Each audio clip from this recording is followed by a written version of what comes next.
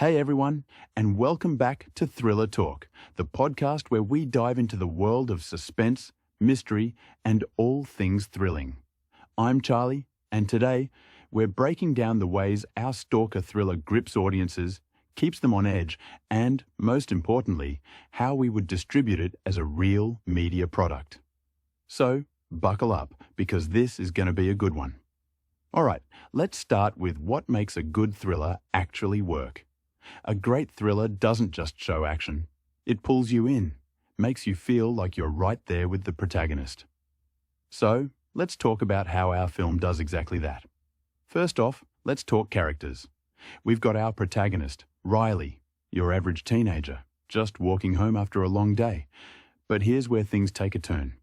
She realizes she's being followed. And here's the thing. She's just like us. She's vulnerable, she panics, she tries to escape. That relatability? It's key to making the audience connect with her. Then there's our stalker. And here's what makes them terrifying. We don't know who they are. No name, just an eerie, looming presence. That unknown factor, it's what makes thrillers so gripping. The less we know, the scarier they become. Now let's break down the story. Riley is walking home. She notices something's off, and boom, she realizes she's being watched. We follow her panic as she runs, tries to call for help, but then, just like that, she's taken. And then, cut to black. Cliffhanger. Why does this work?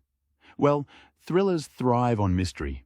Audiences love piecing things together, and we give them just enough to keep them guessing. Who's the stalker? Why are they following her? What happens next? Leaving those questions unanswered keeps viewers hooked. Of course, it's not just the story that builds tension, it's how we show it. We're using fast-paced editing and jump cuts to put audiences inside Riley's panic. It's that quick, jarring movement between shots that makes her fear feel real. And sound design? Huge. There's a constant, eerie music track lurking in the background. Even in normal moments, that unsettling sound is there, undercutting everything. It tricks the audience into feeling like something bad is always about to happen.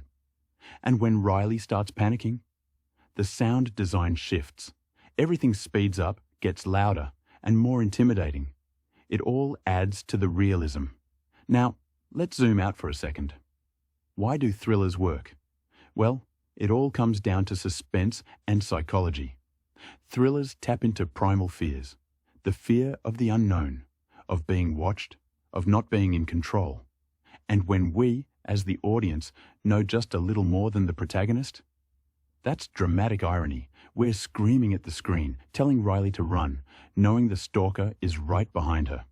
That's what keeps people glued to their seats.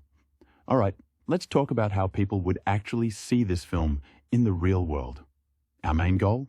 Streaming services. Platforms like Netflix and Amazon Prime are huge for thrillers because they already have a built-in audience for suspenseful, binge-worthy content. If we can get our film onto a major service, we're immediately putting it in front of the right people.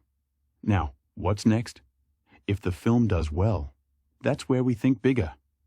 Expanding to all streaming platforms. Think Hulu, Shudder, Apple TV+. And if the demand is there, we might even develop a sequel, taking that cliffhanger ending and pushing the story further. By focusing on digital distribution, we're tapping into modern viewing habits. Because, let's be real, who even goes to the cinema anymore?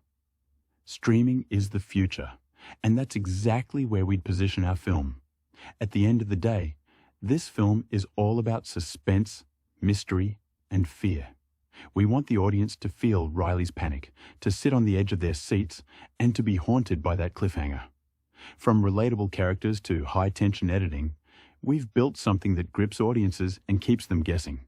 And with the right distribution strategy, we could turn this into a full-on thriller experience that sticks with people long after the credits roll.